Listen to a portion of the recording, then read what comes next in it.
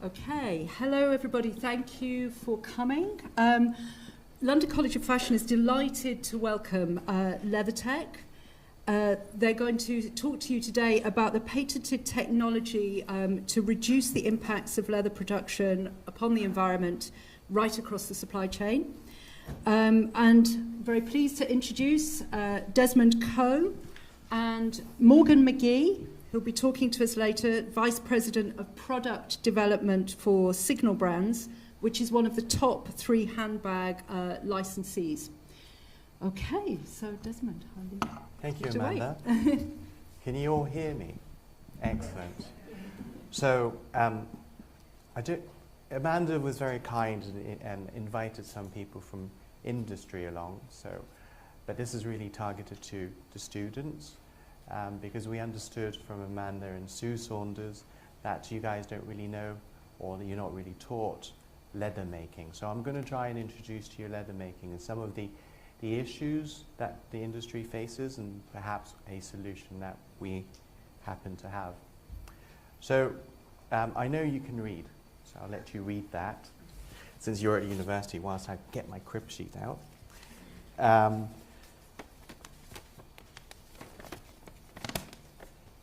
So this is really leather. It's been around with us for ages. It's one of the oldest material that humans actually use. If someone at the back can raise their hand, then I'll skip this slide, that I know you've read it. Thank you. I'm going to be relying on you all day now, from now on. So, but it's interesting because you normally associate leather with your shoes and so on, but there's actually a definition. So this has come from the British Standard Definition.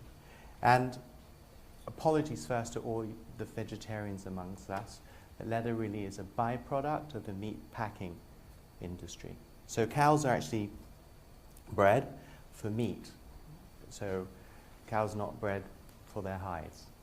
But it's an important, valuable byproduct of that entire industry. And I'll talk about that slightly later. So definition up there, I'm not going to read it to you. Do I have the raise of the hand to skip? Thank you. Of course, leather can be not just from cows, it can be ovine. For those of you that don't know what ovine is, it's sheep, which coincidentally is this year for the Chinese New Year. And then there's lots of pigskins. Most famous pigskin usage is actually all those NFL rugby, not rugby, I play rugby, not NFL. NFL football are all usually pigskin. A lot of the baseballs are as well. And then for those of you who are so lucky in the future to work with exotics, crocodile, snake, kangaroo, ostrich, all that stuff, even fish skin. Now, this is important because if you're going to work with leather, you also need to know what isn't leather. So some of these are what you'll find in the market these days, but it isn't leather. And I'll talk specifically about bonded leather as an example, partly because it's the first one. There will be a slide later to talk about skin, really. And if you think about it, not the entire skin is used for leather making. So some of the other bits of skin can be reconstituted. And basically, they kind of boil it, and they kind of all glue it together. And if you want the skin pattern, they will emboss it with a pattern, and then they call it bonded leather. And bonded leather, sometimes you find with products with labels that says genuine leather, and in some respects it is genuine leather because it's made from originally from the same thing. But because it's stuck together, it won't have the same tensile strength, so you might be able to rip it up easier. It is cheaper, but it doesn't quite have the same hand feel. And as designers, or all of you are designers, hand feel in all your leather articles is an important thing. Otherwise, you really wouldn't want to work with leather, So coated leather is another example. Laminated leather is another example. So these are not really leather at all. Although you will find products out there which claim it to be genuine leather, like I mentioned.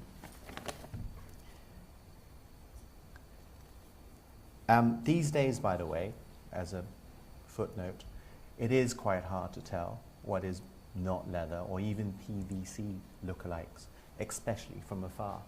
So you really need to touch it and feel it and play with it to actually know it's leather. So here's the structure of a hide. In fact, hides are just similar to your and my skin. You know, these are the layers for any of you biologists up there. Again, I'll let you read. I'll ask for the hand later. And we don't actually use all of it. Although the definition says leather can have hair on, quite often when you guys work with leather, it's hair off, right? You don't necessarily wear furry shoes or furry belts, as an example. So really, you use the middle bit, the dermis, the 85%. And when it's shipped, currently, you actually ship the entire piece of leather. Now I'm going to ask my colleague, who's also called Desmond, to put something in that water before he forgets, because he's kind of forgotten already. And I'll come back to this little magic trick later. So I already mentioned it's a byproduct for the meat packing industry. The hide is valuable. It constitutes, you know, depending on the price, because it's actually a commodity. When they harvest it, they basically sell it, and all hides are sold. It's quite important. There's about 311 million cow hides produced in a year worldwide. I can't find, even on Google and all the rest of it, how much ovine is done, but I can probably guess it'll be triple that based on the number of sheep in the world. And my crib sheet says we're going to focus on cow hides because it's the larger market today. So all I'm talking about today is going to be bovine stuff. Right, so the meat packers would kill the animal and harvest the meat. Unfortunately, the second they slaughter, everything starts to rot, putrefies. So we have to preserve it. And these are the common methods of preservation, salt being the majority. Okay? Drying is listed up there as a potential preservation method, but really you might find in some African countries, because there's no other means they'll dry it, but for commercial use to make into leather, when you dry a hide, typically the collagen structure collapses because it's really a lettuce, and then because it's still protein, it's really a dog chew. So it's very, you wouldn't really find dried hides for leather making. Any questions so far? Lauren, you knew this was coming. No? Can I have the hand? Thank you. So, hide preservation, it's a really ancient traditional business, so very simple terms, okay? And again, I know you're reading this, so I won't repeat. But there are reasons for these simple terms. For example, liming, because limestone used to be the cheapest form of alkaline, and they need that for removal of hair. They call it pickling because similar to the Branston pickle that you and I enjoy with our ploughmen, it's acidic, and it's the acid, hence pickle, that actually prepares the hide for tanning. You don't probably need to copy this down because you don't really need to know this as designers. So it's just enough knowledge, hopefully, I'm imparting. Now, tanning actually is the full long-term preservation and the change of a preserved hide. Hi, welcome. Anywhere. And it turns that hide into leather. And the really old traditional method would be dig a pit, throw the hides in, and humans used to use vegetable matter, which were roots, right? And they might, for the alkaline or the acid, they might pee on it and throw other stuff on it, which is not particularly interesting and nice. And because they use vegetable matter, it's the tannin within the vegetable matter that goes into the collagen structure that makes leather, That's why it's called tanning. I have to apologize to the Americans amongst us. I once went to a very large American corporation. Lauren, stop laughing. And this lady said to me, "Oh, I thought tanning was because you suntan it." No, it's not that kind of tanning. It's actually tannin, as in the wine that you drink, the tannin, right? So that fills it all up. And actually, vegetable tanning, hence they call it vegetable tanning, is actually harder because if you think about it, all that tannin is quite rough stuff. So it goes into the fibers, the collagen structure. And in the old days, when they dried it and they bash it against a model, let's say, that's where your body armor and your shields come from, right? But these days, our requirement of leather is different. So there are lots of different kinds of tanning, and I'll talk about that. Okay here? Can I move? Thank you. Oh no, I can't move because I haven't talked about the various different types of tanning. So chrome tanning is the most common. 90-odd% of the world does chrome tanning because chrome tanning actually results in softer leather. So, quick show of hand of who's got something leather on them or on their body or in their bags. Nearly everyone. And most of the stuff that we use would be chrome tanned. Clothing. But I want to give you an example of where a product may have different kinds of tannage combined in it. For example, your shoes. Your uppers would need to be soft, but your leather soles, if it's too soft, you'll be resoling every other week, right? So normally that stuff is vegetable tanned.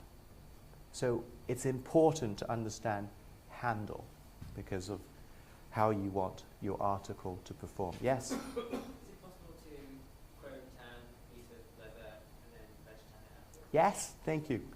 You can retan, so you can get some primary characteristics from your first tannage, and then you can get some of the second tan characteristics as well. So the art of tanning, really is an art, is for the tanner to tan and finish, which we'll talk about as well, into the article that you really want. And it's about usage, ultimately. Colors and all that's actually reasonably simple because it's just dyeing. So tanning, retanning, finishing is really where the leather's made. I know you guys are reading this, so I won't go through it, but just two technical terms when you go out to the big wide world, so to speak. Wet blue, think about this as a very basic industry, traditional, is actually a common term for chrome tan because when it's finished, it's blue in color and it's wet. Okay, so very simple. So who can guess what wet white is? It's listed out there. Anyone wants to have a crack? This is obviously not chrome tanning, and you know the answer, so I'm not asking you. No takers? Can't hear you. No, it's actually mineral tanning. When a lot of the world now talks about chrome-free tanning, it's generally wet white that they talk about. Otherwise, they'll say vegetable tan or aldehyde or formaldehyde. Again, another example of application. The World Health Organization has basically banned formaldehyde from children's shoes because children's feet are so thin. And if you think about what formaldehyde is used in your biology labs, it's used to preserve dead rats, amongst other things. So you don't want that chemical to potentially leak into children's shoes, feet, because deformities may happen.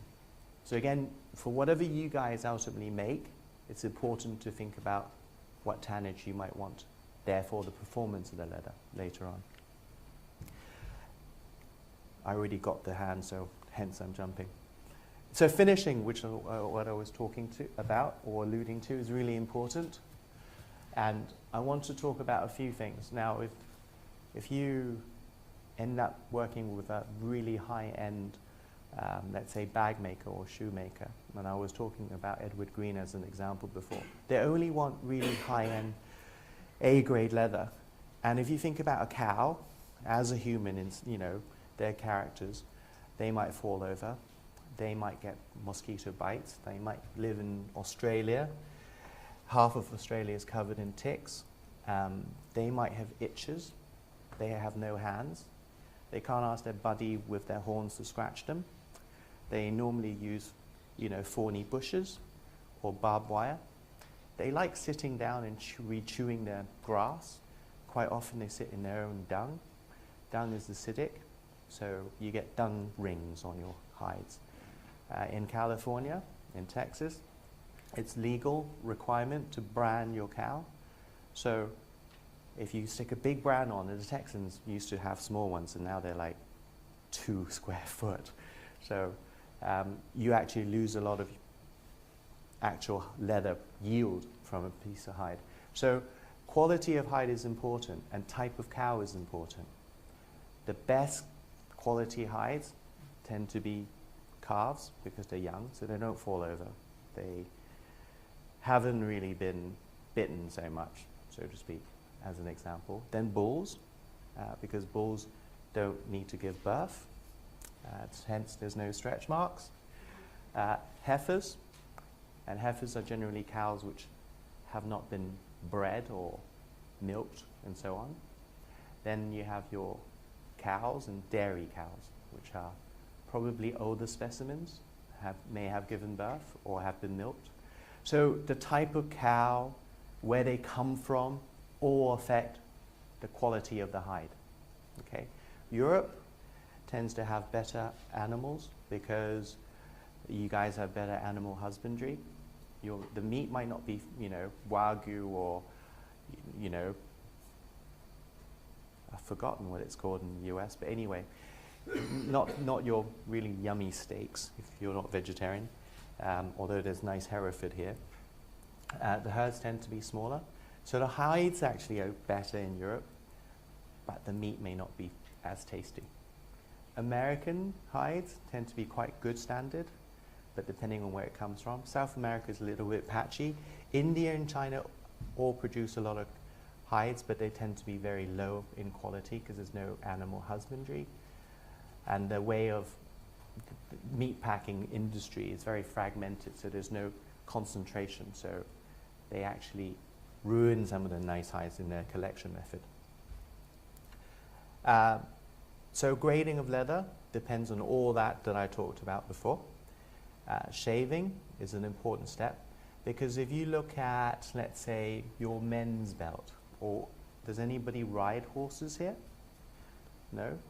Or elephants? No? So your saddlery work, your saddle, your bits and bridle, they would use the full substance of the hide, so the entire thickness on all your thick men belts. But for shoes, quite often you're looking at, or handbags, you're looking at thinner.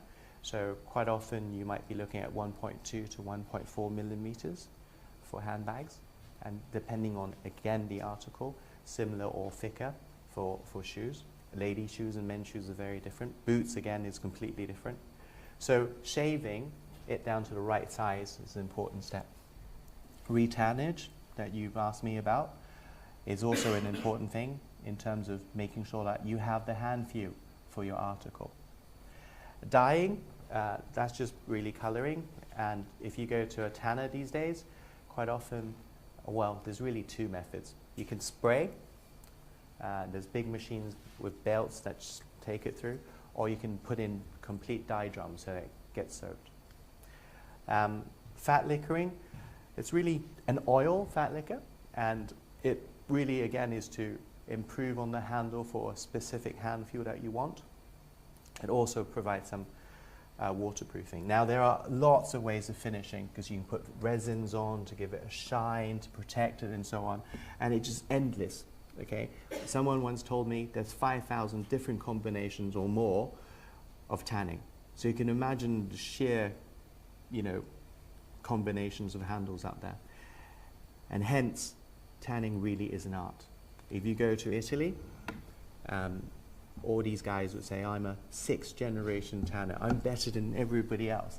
And it's true in some respects, because if you think about cooking, so I go and buy a Jamie Oliver cookbook, and let's say Amanda would go home and does the same recipe that I'm going to do.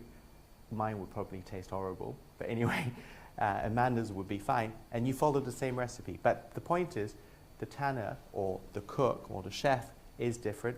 My oven would be different from hers. Her cookery would be different from mine. Her water would be different from mine, and all these things affect tanning. Hence, it really is an art. So for you guys later on in life, if you do work in leather, you do really want to find a good tanner that can work with you. And communication is key. Can I move on? Thank you. So these are the main types of leather. Again, I know you can read, so I'm going to do this really quickly. Top left is aniline. So that's the closest to natural. Semi-aniline, so it can have some retanogen, hence you can do chrome and then veg afterwards. Corrected grain, that I've already mentioned to you that quality of hides depend on the animal. Now, not all hides of the 311 million, not all are A grade. In fact, most of them have blemishes one way or another. Okay, so by doing correction, either by painting over it, then you actually hide some of the stuff. Now, a cowhide in the US, on average, they are jumbo, so we're ignoring them. Heifers are normally close to 50 square foot in size. They're big. Okay, jumbos can be much bigger, 60, and so on. European hides tend to be smaller, tend to be close to 45, slightly less. So the hide size also matter. And for shoes, as an example, if it's a 48 square foot hide, you might be able to make, depending on if it's ladies or men's shoes, let's call it ladies, you might be able to make 20 pair of shoes, working around the blemishes. Handbag, typically, I'm not talking about a clutch, because again, size matters. A typical handbag might need 6 square foot, so you might be able to make 7 or 8. So all this matters. So corrected grain is quite often used because you can't get perfect hides. So sofas, car seats, they're big, right? You're not going to sit on a sofa, which are segmented, ideally, if you're talking leather sofa. So there's different uses, and you've got to bear that in mind. And I put suede in there because I already mentioned you don't necessarily need the entire thickness of the hide. So it's split or shaved, and the bottom bit, the top side of the bottom bit, can be tanned into suede. That's actually where suede comes from. Okay? Questions? No? Maybe just a bit more suede.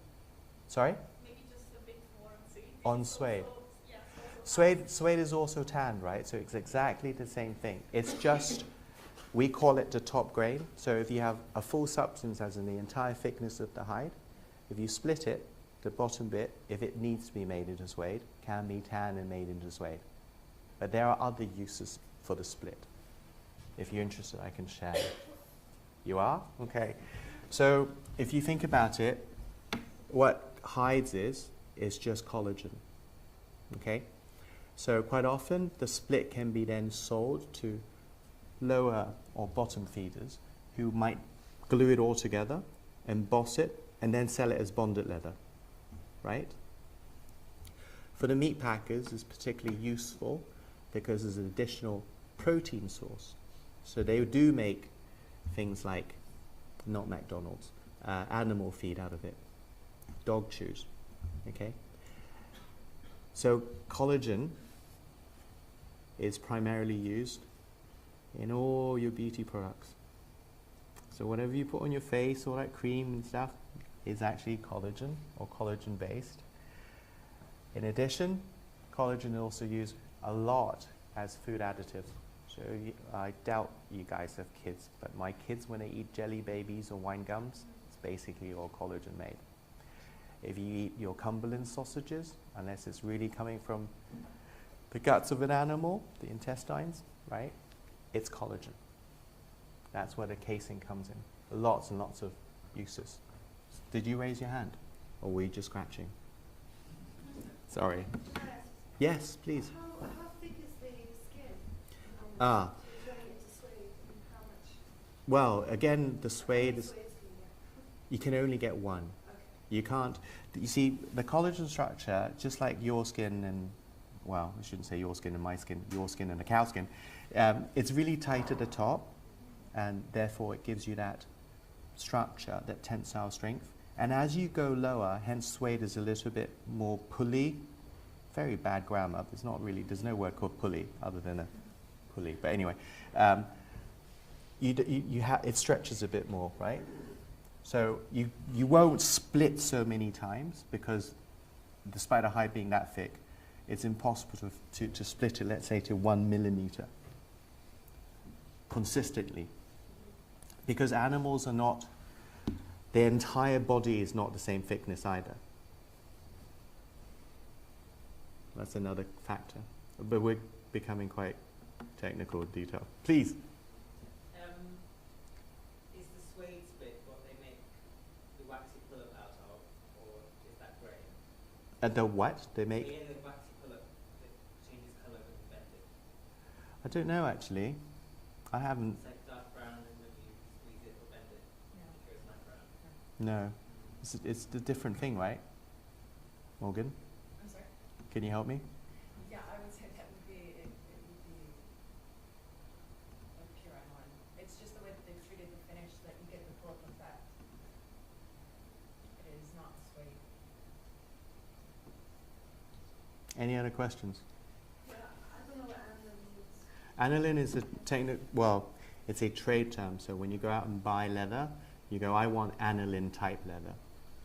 And it's quite baffling sometimes because these days there's so many different ways of treating leather. So let's say a Tory birch, hopefully nobody here is working for Tory birch, may go to a Korean tanner and say, I want Strunken leather. And Strunken is not aniline. But you need to know what you're talking about. By the way, Strunken is stretched so that the grain is still, the top bit is deliberately larger. Okay? That's the best way. I don't have an example here, but that's what it is. And it's still tanned by chrome, normally. So when you go out there, if you might not be a designer, you might want to be a buyer, then you actually need to go and touch a lot of this stuff, go to a lot of shows and understand what people have on offer. And sometimes it's extra confusing because what is pebble for one person may not be exactly what you know is pebble from another tanner, right? So you need to really understand what they're trying to sell to you as well as what you want. Any question further to that? But these are the main types, really. So this is let's say this is the root dictionary of types. So if you ask for aniline, it's just a soft leather? Yes. Not any grade soft leather? Is that No, grading is a completely different matter again, right? You. I was just asking the same. In each section you have them A grade and B grade? Yes, and I want to be very careful because when you go to a tanner and you're buying leather, let's say you work for a brand, let's say you're leaving, you end up working for a brand and you're buying leather. You only want to buy the best possible, obviously, but then it costs a lot of money. So when you're buying leather and you're going to a tanner and you say, look, I want this leather made, how much is it going to be per square foot? You don't care mentally about the grade of the hide. It's the grade of the hide, right? So the tanner has a problem going to a meat packer and say, I want this type of cow, I want this type of grade. And one of the biggest problems is cow hides are shipped with hair on, right? So they can't tell. So actually if you look at a meat packer's contract to a tanner, they don't say all A grade. They'll say about, let's say, 60% A grade in this container of 500, and the rest may be Bs and 10% Cs and Ds. That's actually what happens in the real world because they can't physically check each one, particularly with hair on. So what the really big meat packers do is they know their farms. They know where these cows come from. So statistically, every year, this farm normally would produce this type of cow, which are generally more A-grade like, if you see what I mean. And of course, country matters. Europe versus Australia versus North America versus South America, right? So it's all very sensitive. Again, all good hides are sold. There's not enough hides in the world to satisfy demand, which I'll talk about. Is that a hand? No. Can I move? Yeah, thank you. So I'm going to talk about the industry a bit more now. Hopefully that just gave you a taste of how leather's made. Using handbags as an example, so the abattoir or the slaughterhouse or the meat packer would salt the hide. And there's two ways of salting. They can put a hide on, throw 20 pounds of salt on top, another hide, so you build up a sandwich of hide and salt. Or they might have a brine runway. So they have brine, as in salt water, and they soak it, basically. That one, a beam house, is actually where a tannery would prepare the hide for tanning. So it's the first few steps, like liming, deliming, taking the hair off, all that kind of stuff, all the way up to pickling is known as beam house. And then they'll tan the leather. This is wet blue because it's blue. It's really obvious. Okay, it doesn't really keep. The South Americans are trying to move up the value chain, so they're trying to sell not just hides, they're trying to sell wet blue. In fact, they're also trying to sell leather. Part of the problem is, if I'm buying, let's say, wet blue from yourself, Charlotte, and then from Amanda, and it's arriving at different times, or, you know, the chrome content may be different. So I might, let's say, mix the two batches, and I'll get blotchy or inconsistent leather. So one of the stuff I might need to do is re-tan it, which is a real waste of chrome. Okay, chrome is highly toxic. Then obviously your finished leather to your specs, and it will go to your factory to make into handbags or shoes, So that's actually the overall supply chain in very simplified terms. But obviously it's much more complex, because then you have your logistics, your shippers, you have your tax, your VAT. You know, China has big import duties for this stuff. And also, what was my point? Forgotten. I'm so jet lagged, I'm sorry. I'll skip that. So, what is the problem with the current leather making process? Well, leather is really old. It hasn't really changed, so that's one thing. And again, I'm going to let you guys read. In the old days, Britain and the US, around Milwaukee, Chicago, Northampton in the UK, big leather industries, right? Because of labor cost and also much more environmental concerns, a lot of these businesses have closed down and it's moved to China, India. Ethiopia is up and coming. Colombia is up and coming. Thailand, Vietnam, Korea. India and China combined is more than 50% of the world's tanning capacity. So it's big. Happens to be the 6th foreign currency earner for India, the industry. But they have problems. Because think about it, they need to import hides. They're importing 20 pounds of salt per hide with it, and they've got to get rid of that. Then they're also got to deal with all the tannage chemicals that they use and deal with that. Okay, in Chennai, which is a large area, large concentration of leather, one of their central ETP, which stands for effluent treatment plant, burnt down, and the industry was shut for 3 weeks. And these things all have impacts. Okay, so it's moving to developing countries. One of the challenges is salt, because there's so much salt used to preserve a hide. Now, the industry or the public, including me, will focus on tanners, because you view them as the, you know, polluting person, right? And it's right, they are the polluting party. But the salt part of it doesn't actually come from them. So it's a little bit unfair. So what the tanner can do actually is try and reuse or reduce or recycle, let's say chrome, if they can, or aldehydes or vegetable matters and so on. At least some of them are now better and send it through a centralized ETP, or they might even have their own. Okay? Not a lot that can be done to salt. You can't reuse it really, because it's been contaminated with animal waste and germs, and you can imagine a container of 500 salted hide would arrive with maggots and stuff. It's pretty horrible stuff. So what you can do with salt is really dilute it, or spend a lot of money building a salt sludge treatment plant, press it into pellets, and then put it into a specially lined landfill, because high concentrations of salt is detrimental to, you know, life as we know it. We can't drink salt water. Okay?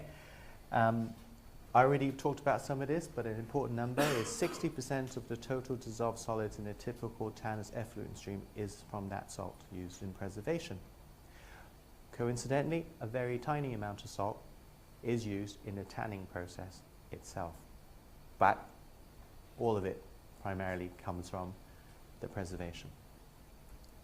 I know you're reading, particularly the bottom line is important because that's where the tanning capacity is these days. Italy tend not to import salted hides if they can, which is another important place for you guys to consider.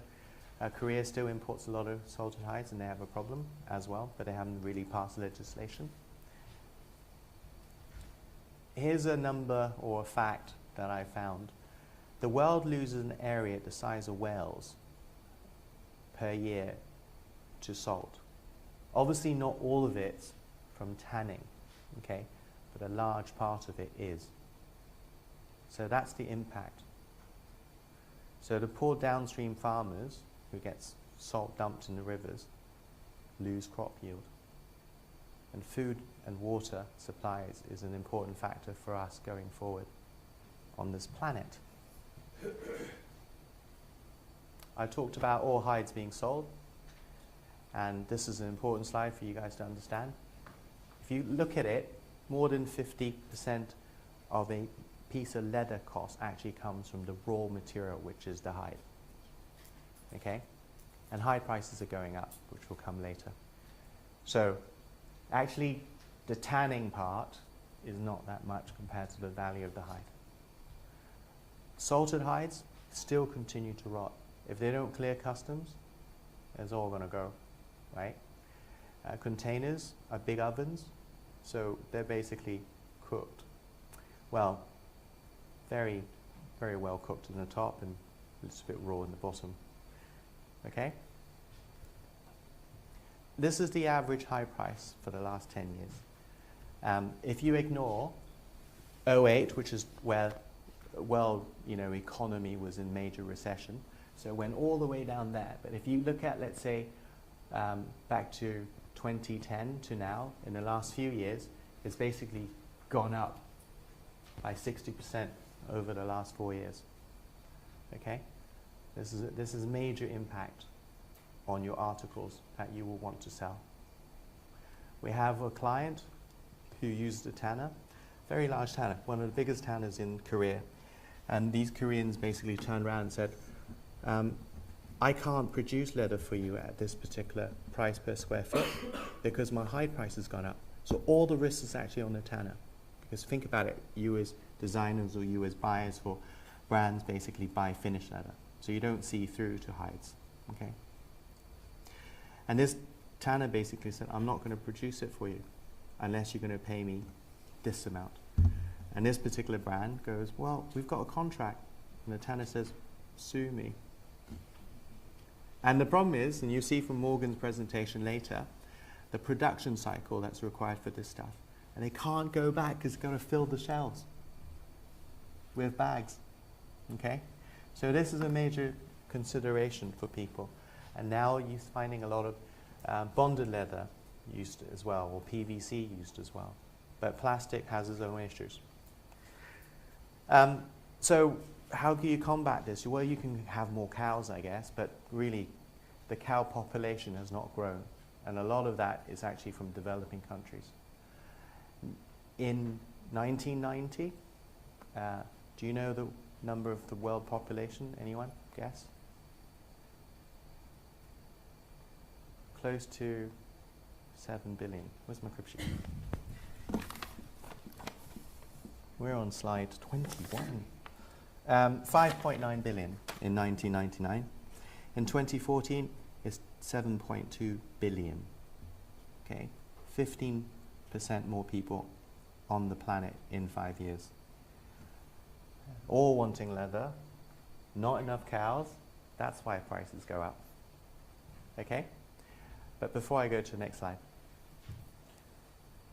it could be a bubble, because commodity prices do go up, or it could be genuinely demand driven. Okay? And if you ask me, I think this is demand driven, because not only do we have more people the world now has a larger middle class. Think about China as an emerging developing country, India as well. In my days, the humble Volkswagen Golf only had plastic seats. Now the standard Golf is leather seats because that's what people expect. It's the high-end models that don't have leather seats, right? Everybody want their leather shoes, leather handbags, and so on. So the world's demand and usage of leather has actually gone up, where supply has remained the same. So these, buyers are facing issues, and the tanners are facing issue because they can't buy necessary forward hides because it's killed, right? For meat, it's not killed for leather. So there's a mismatch in supply. Corporate social responsibility. Why does it matter? Why should it matter to you guys, let's say, going forward? Again, I know you're going to read, so I'll let you read. Not only is it really the theme of the year, everybody's talking about sustainability, right? I think subconsciously we all realize we can't continue in this way, to live like this on this tiny blue planet of ours. So corporates are also taking charge, and they want to do this. Innovation is an important driver. Satisfaction for employees also another important driver. If you look on web or large companies, a lot of them now have their own CSR statements. Here's some of them. In the UK, one of the best known, worldwide example too, is Marks and Spencer's. They call it Plan A. And then the catchphrase is, there is no Plan B. Okay? They are really leaders, M&S, in CSR. And if you look at most companies, from the Nikes to the Adidas to some of the smaller ones, they quite often now have CSR statements out there. So it's something to be aware of. Does it matter to the consumer? It does, I think. But then, are you necessarily, if it costs more money, going to buy something that's greener? Don't know. And I'll give you an example. Organic cottons was the rage a few years back, and a lot of people were making organic cotton clothing. But organic cotton actually costs more to grow. So the same shirt, organic cotton, would be more expensive. They didn't sell very well. But you'll want to be green, right? Okay, but are you prepared to pay for it? The other thing, coincidentally, organic cotton uses a lot more water. So is it really green? There's a lot of debate out there. For the industry, specific to leather, what can be done? Well, they're already trying recycling, reuse, and reducing. Your typical 3 Rs. When you talk about sustainability, that's basically normally what people talk about. Nobody talks about elimination, the root cause. And we think we have a solution to part of the problem, not all of it. And I think it's right that they try and reuse and reduce and reclaim, let's say, the chrome that's being used. So that's good. But what about the salt? So that's where we come in as a company. We have a better way of preserving a hide without using any salt whatsoever. And we call it light hide. We didn't bring it because we can't fly a piece of steak with hair on through customs. But basically that's what it is, with fat at the bottom. So that's what's shipped around the world. And I've got a photo later of salted hides. It'll have, like I mentioned, dung and maggots and blood and all that kind of stuff. Not particularly healthy. Nice, smelly. Okay, so instead of that, we'd ship this. This is a piece of light hide. Okay, it'll keep for a long time. It's dried. Remember I said to you previously, nobody sells dried hides for leather making because the collagen structure collapses. Well, this method doesn't collapse the collagen structure. And the reason why I asked Desmond to chuck some into that tank that Amanda very kindly prepared for us is the tanner only needs to put it in water and it'll become skin again, like yours and mine, immediately ready for tanning. So we have a lot of benefits, which I'll talk about. Okay? So that helps address, the issue, the 60% total dissolved solid issue that's currently out there. This is one of our customers, a Korean tannery. And the top page is just stacked of salted hides, fresh off a container, US hides. right? Not very pretty. Extremely smelly. At the bottom bit is a beam house. So you see those wooden, I can't point, those wooden, and that blue thing, those are drums, they're big, washing machines, really. About half the size of this room, and you can fit close to 900 hides in them. So it does all the things up to pickling. So that's what the beam house does. And effectively the same kind of machinery then does the tanning. So instead of this being shipped around the world, 500 in a container, £20 each, it will still rot. We'll ship that, which is this. So it's much cleaner. We've actually air freighted this around the world. You can't air freight hairy steaks around the world. Okay? The advantages? Obviously we eliminate the salt problem completely, which is why I talk about elimination, not the 3 R's. We would lower the carbon footprint because in the same container we can fit 3,000 or more, depending on the thickness of the hide that you want. For cost, we don't cost more.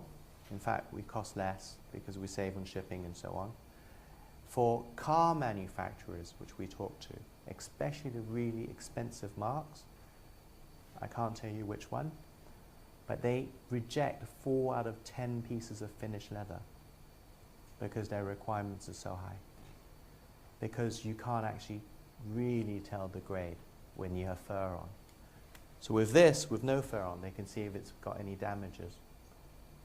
It's never going to be 100%, but at least it helps them reduce that 4 maybe to 1, hopefully.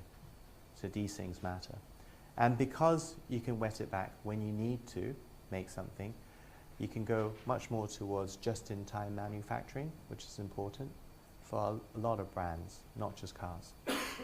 Because with salted hides, it will rot, especially in the heat in places like India. So what the tanner does is he'll make what's known as crust leather, which is basically leather that, as in tanned, which is not finished.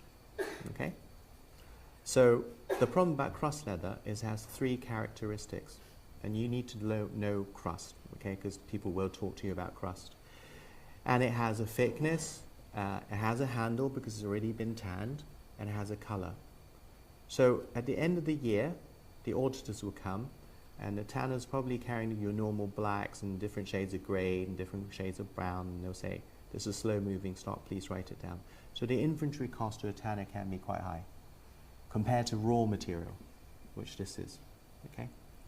Can you imagine Hermes coming along and say, actually, I want it in this particular shade of pink, well, you're not going to go and re-dye it.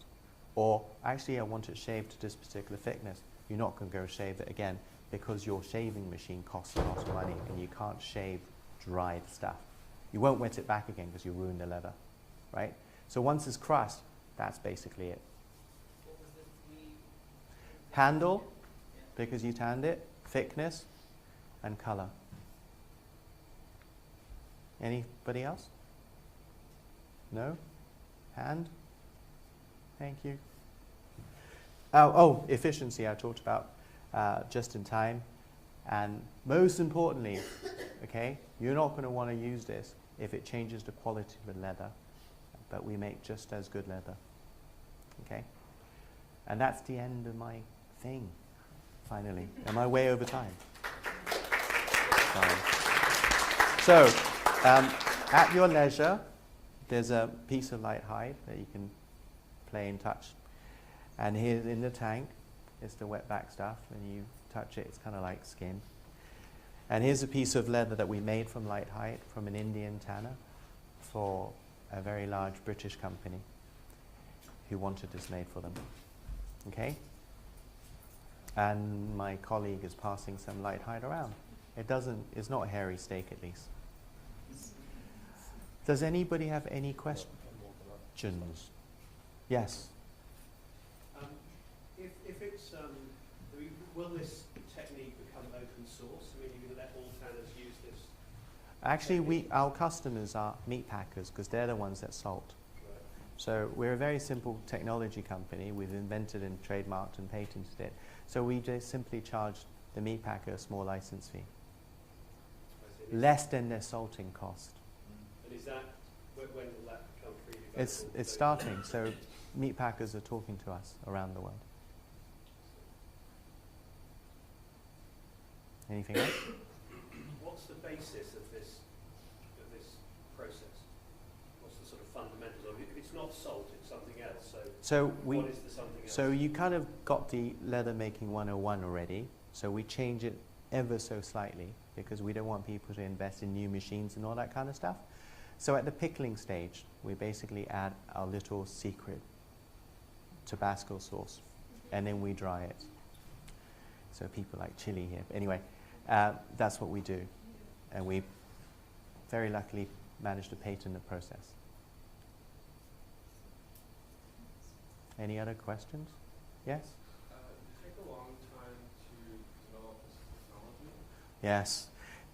There wasn't, my partner Peter, who's not here, he didn't come up with a eureka. There wasn't this eureka moment that people think about.